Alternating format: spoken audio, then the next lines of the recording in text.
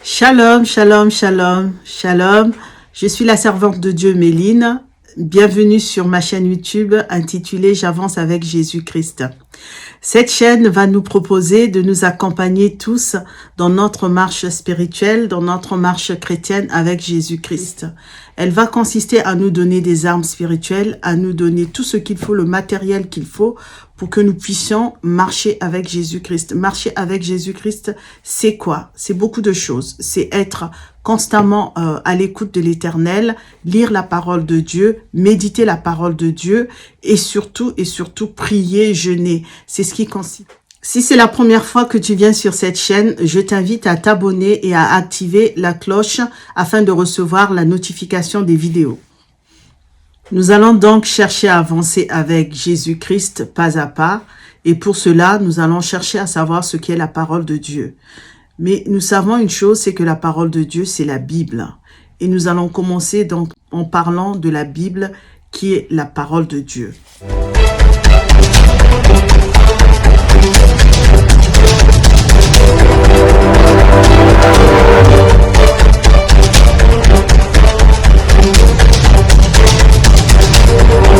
Dans cette vidéo, nous allons parler de la parole de Dieu, mais la parole de Dieu qui est la Bible. Ainsi donc, une chose est certaine, c'est que comme nous nous achetons des chaussures, nous nous achetons des vêtements, tout chrétien doit aussi avoir une Bible. Un chrétien doit s'acheter une Bible comme il peut s'acheter des paires de chaussures, il peut s'acheter des vêtements. Tout chrétien doit avoir la parole de Dieu, doit avoir la Bible avec lui. Alors, qu'est-ce que c'est que la Bible? La Bible est composée de l'Ancien et du Nouveau Testament. Qu'est-ce que l'Ancien Testament? C'est la question que vous allez peut-être me poser.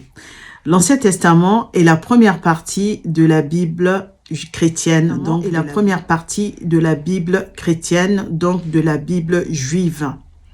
Pour ceux qui veulent ménager des sensibilités, ils pourront dire Premier Testament pour l'Ancien Testament ou Deuxième Testament pour le Nouveau Testament. Quand on dit Ancien Testament, ça ne veut pas dire que ce livre est dépassé. Ce livre est toujours d'application. Il n'est pas désuet, mais il s'applique toujours. Le mot testament vient du mot latin qui signifie testamentum, qui est testamentum au sens large et non au sens français du terme du mot testament. Ce mot veut dire alliance. C'est l'alliance entre Dieu et son peuple, le peuple d'Israël. Un peuple qui a vu la main de Dieu sur lui et tout au long de son histoire s'est laissé accompagner par Dieu. Alliance, car Dieu a signé une alliance avec un homme pour son peuple. Il a signé une alliance avec le peuple juif. Le canon de l'Ancien Testament. L'Ancien Testament s'est formé en 3 étapes. Dans un premier temps, donc, nous avons les traditions. Et les traditions sont composées bien souvent, ou elles sont composées de souvenirs historiques, de légendes, de chansons et de proverbes. Et toutes ces traditions-là se transmettent d'une génération à une autre. Et l'Ancien Testament contient donc les traditions du peuple hébraïque. Pour l'Ancien Testament, les choses circulaient à travers les traditions orales. Ce sont des choses que nous avons perdues, puisque aujourd'hui, la tradition ne se véhicule plus par voie orale, tout est écrit, mais avant cela, puisque à l'époque, les choses se transmettaient de manière orale. Donc c'était soit par des chansons, par des poèmes, et la tradition était fidèlement transmise, c'est-à-dire on reproduisait la même chose, soit transformée en chanson ou transformée en poème, ce qui faisait que les uns et les autres, les parents transmettaient à leurs enfants, les enfants transmettaient à leurs enfants et ainsi de suite, ce qui fait que vraiment la tradition était transmise fidèlement. La première personne qui a pensé écrire donc ces traditions-là, c'est Moïse. Donc Moïse a dû penser que on ne sait jamais ce qui pourrait se passer, ce qui pourrait arriver et que on pourrait perdre tous ces événements passés qui sont très importants. Alors il a opté pour pouvoir mettre tout cela par écrit. Ainsi donc, ces traditions ont été transmises initialement donc de manière orale et elles ont été couchées par écrit. Puis après, elles ont été compilées pour pouvoir les éditer et cela fait que nous avons maintenant nos Bibles. On arrive donc à ce que les Juifs appellent la Tanakh, qui est un acronyme de 3 mots. Torah, Nebim et Ketubim. La deuxième étape est appelée la rédaction. Dans quelle langue a été écrite la Bible? Les 9 livres de l'Ancien Testament ont été écrits en hébreu. Et quelques passages de Daniel et Esdras ont été écrits en araméen. Cette langue très proche de l'hébreu est devenue la langue internationale vers le 7e siècle avant Jésus-Christ et elle va être adoptée par les Juifs en exil, ce qui fait que l'hébreu sera de moins en moins parlé et cette langue, elle était beaucoup plus parlée par la classe des cultivés. Je tiens donc à préciser, pour que nous puissions comprendre, que la Bible que nous lisons n'est qu'une traduction de la traduction. Parce que l'Ancien Testament a été écrit en hébreu et le Nouveau Testament a été écrit en grec. Ce qui fait qu'il peut aussi y avoir des coquilles. Donc toi et moi, les livres que nous lisons, les Bibles que nous avons, les Bibles que nous lisons ne sont pas des Bibles originelles. Ce sont des traductions sur traduction. Parce que il n'y a pas de première Bible, une Bible originelle en français.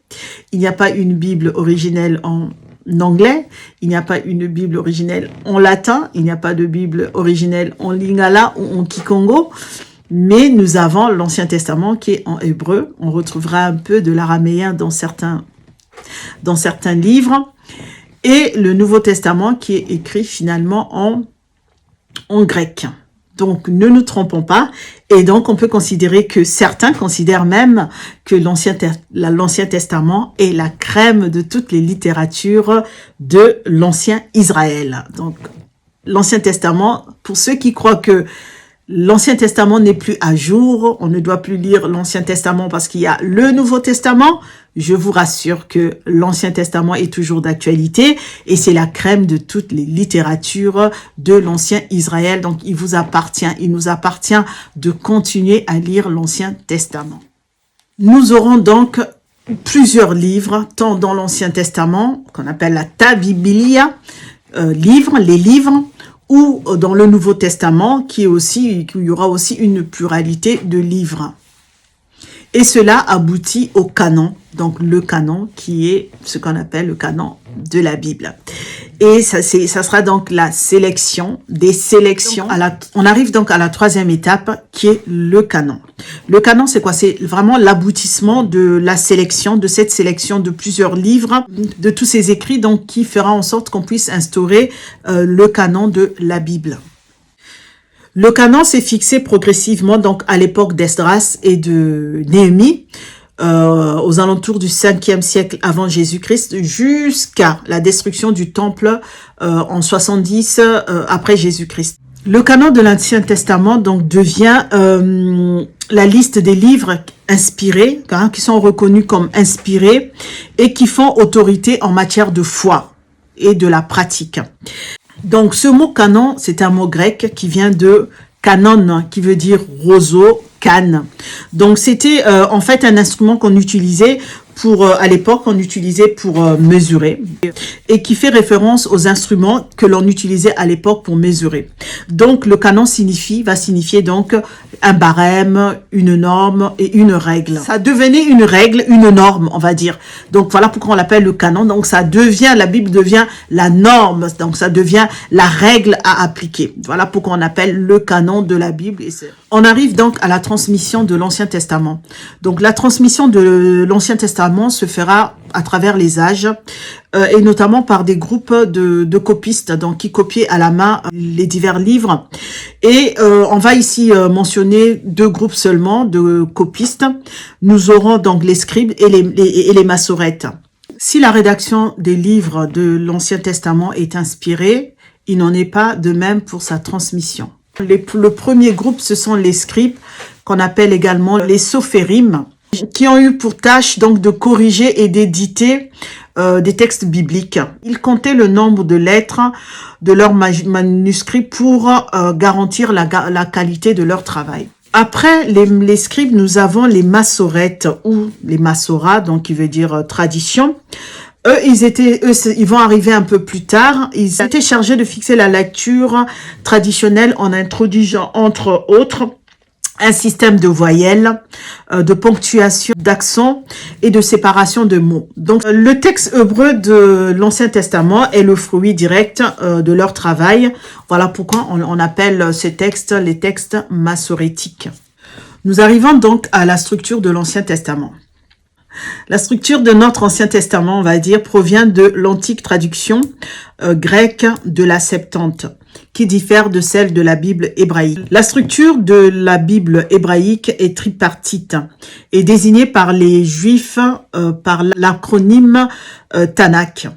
Ce terme, donc Tanakh, est construit de 3 lettres, donc de 3 parties, on va dire, de la Bible. Donc ce sont les 3 parties de la Bible juive.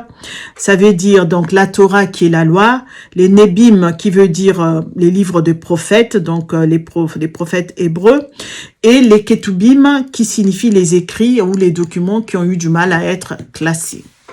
Nous arrivons donc à la Bible que nous utilisons, qui est la Septante, qui est composée en 4 parties. Nous avons le Pentateuque, les livres historiques, les livres poétiques et les livres prophétiques. Nous pouvons faire quelques observations par rapport à ce qui s'est dit plus haut.